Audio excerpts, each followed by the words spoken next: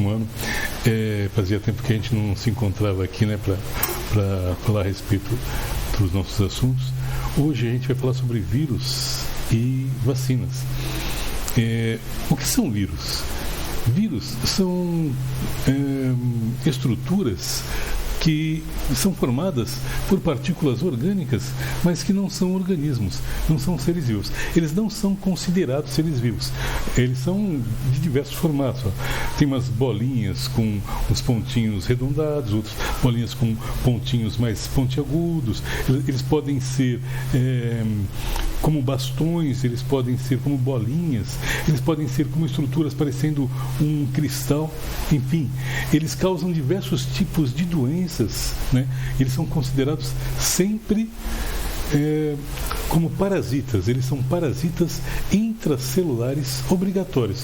Eles não têm vida, eles têm atividade funcional. Eles funcionam apenas quando eles estão dentro das células, e quando estão fora das células eles perdem a funcionalidade. Mais nada do que isso. Então, eles não são considerados seres vivos. Primeiro, para ser considerado ser vivo, ele precisaria ter célula, ele precisaria ter ciclo vital, ele precisaria ter, no mínimo, metabolismo. E ele não tem metabolismo, né? O que é metabolismo? Metabolismo é você se alimentar por conta própria, mesmo sendo um parasita, se alimentando, mas nem isso, né? Ele nem cresce, nem diminui de tamanho, ele sempre se mantém do mesmo jeito. A célula reproduz ele, a célula copia ele e reproduz ele, né? Como são... vamos dar uma passadinha aqui. Os vírus, eles são diferentes de todos os seres vivos, dos animais, dos vegetais, dos fungos, das bactérias, dos protozoários, enfim. Eles não têm células e por isso não podem ser considerados seres vivos. Mas então, como é que eles podem atacar uma célula? Bem, através da química, né?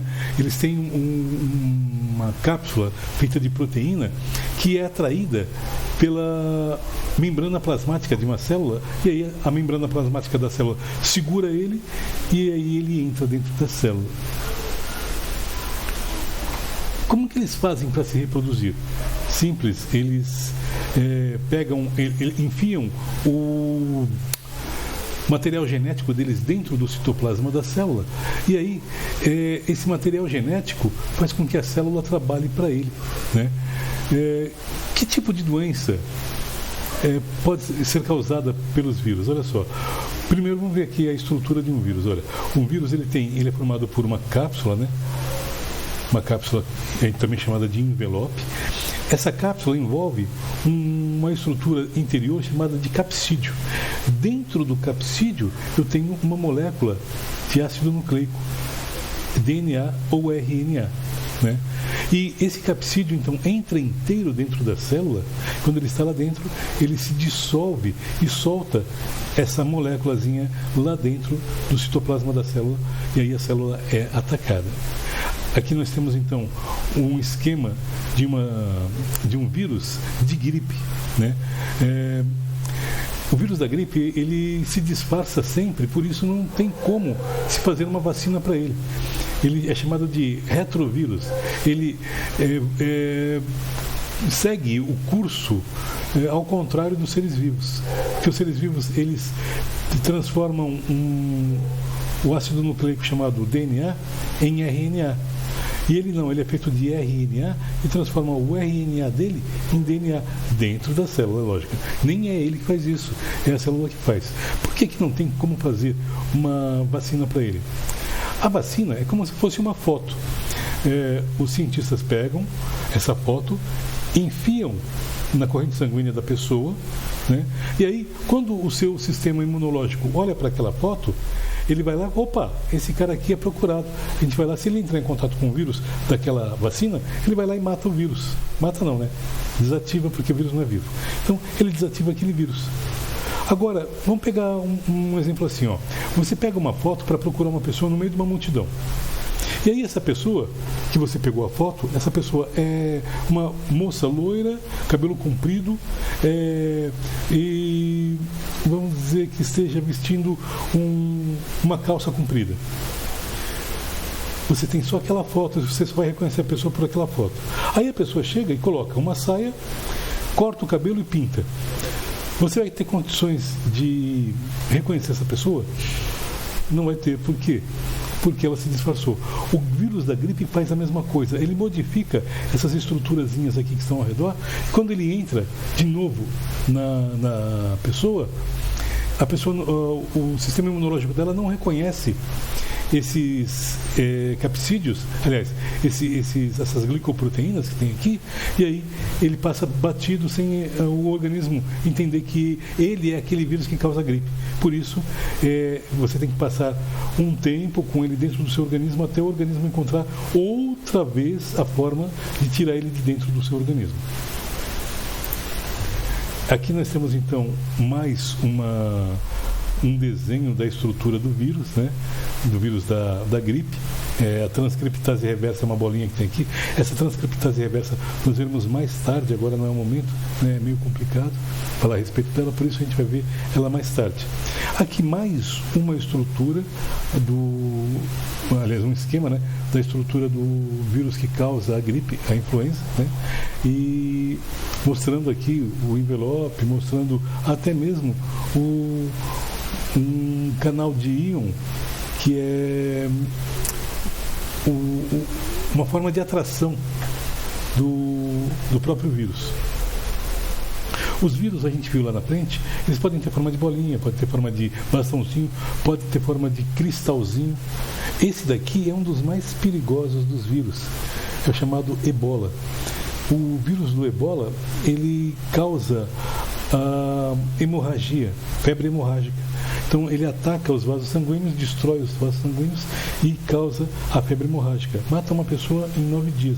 É muito perigoso. Então os vírus têm de diversas formas, né? Varíola, por exemplo. A varíola também mata as pessoas. Matava, né? Agora não mata mais porque também está erradicada. Mas até o início do século passado, ela veio matar muita gente no mundo inteiro. Como está tendo essa pandemia agora, né? E se as pessoas não morressem com a varíola, as pessoas ficavam todas deformadas, porque a pele ficava cheia de cicatrizes. Como é que a gente pega um vírus? De diversas formas.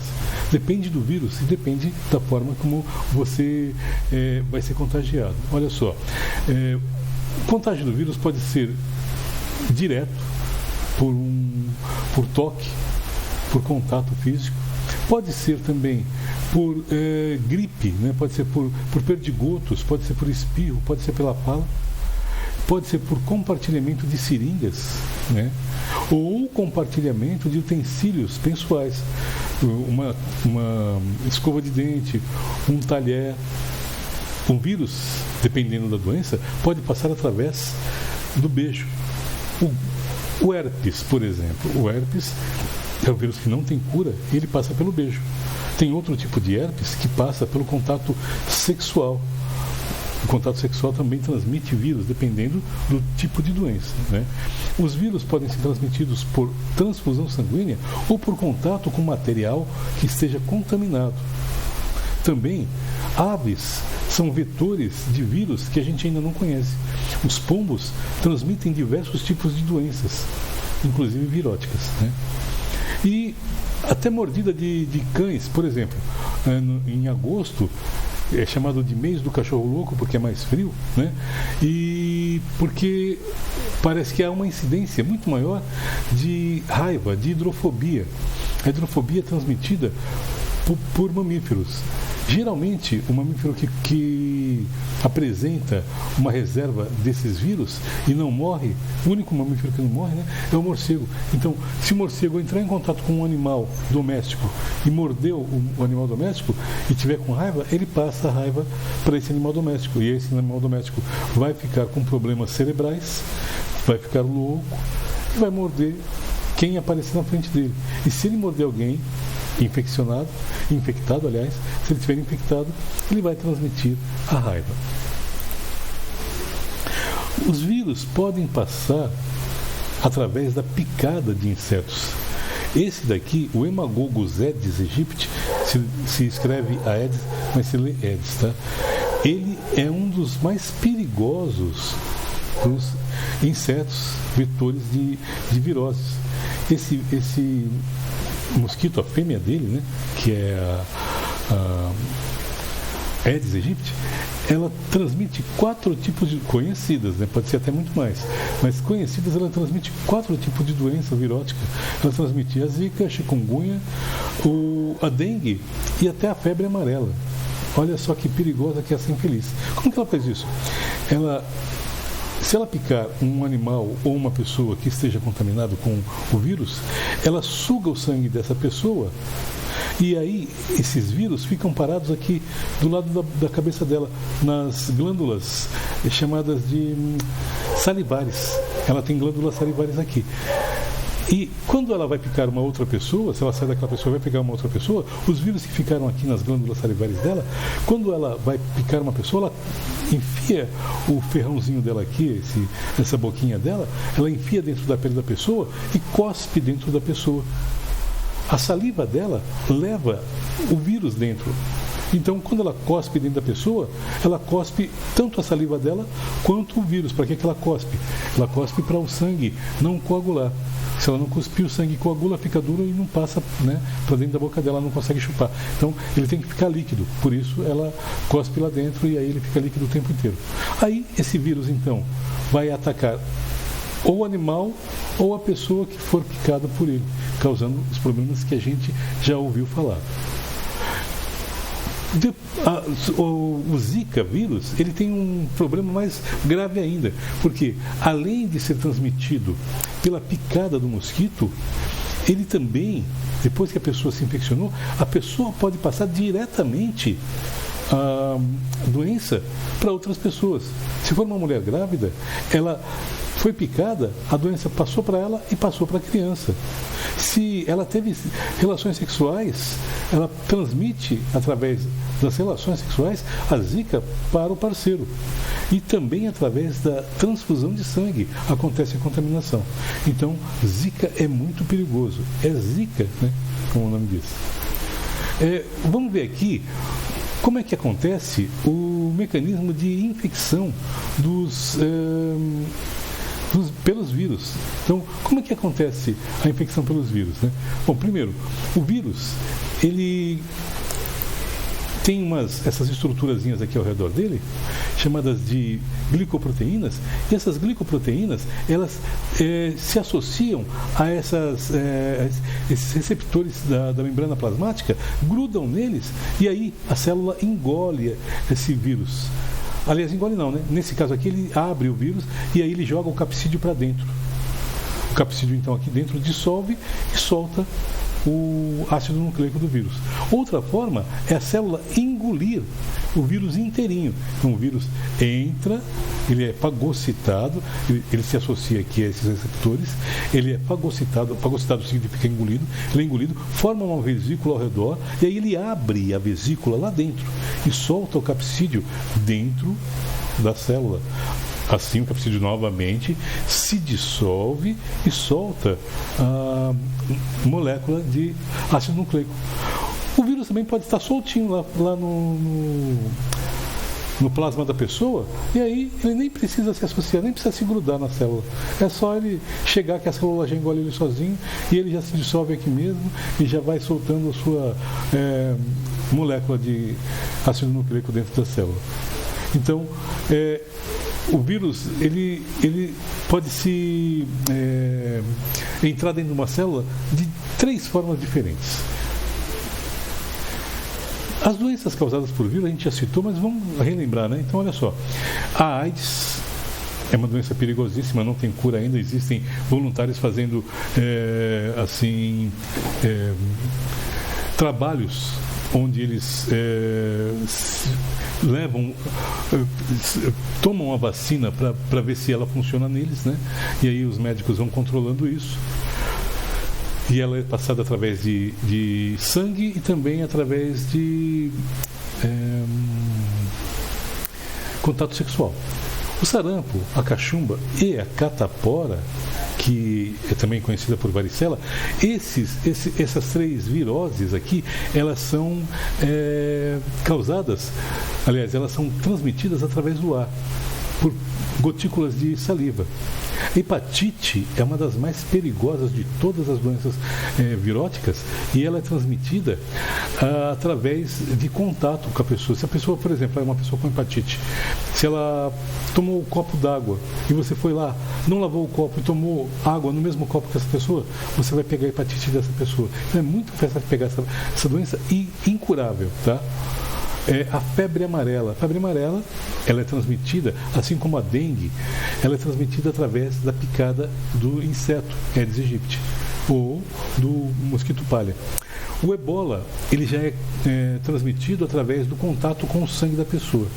Varíola, vocês já tiveram então algum tipo de pústula, algum tipo de bolha na pele, que você estourou essa bolha e saiu um líquido de dentro, né? Então, a varíola, ela forma um monte de bolhas no corpo da pessoa e se alguém toca no líquido dessas bolhas que estão na pele da pessoa que está infectada, ela pega a varíola. A raiva, já falei para vocês, né? A raiva, ela é transmitida pela saliva do animal que está contaminado. E a poliomielite, que é a paralisia infantil, muito perigosa, leva à morte ou deixa aleijado. Essa poliomielite, ela é transmitida pelo ar, ok? Bom, fim de papo. Eu vou deixar então no Google Classroom, no Google Sala de Aula, né? O material para vocês estarem usando, para vocês me responderem e entregarem, tá? Eu vou mandar esse material, é um texto, né, para vocês estudarem, e vou mandar o questionário. Caso não encontrem as respostas no texto, procurem nas pesquisas na internet e me respondam, ok? Esperar até a semana que vem. Abração para vocês, bom final de semana e boa sorte.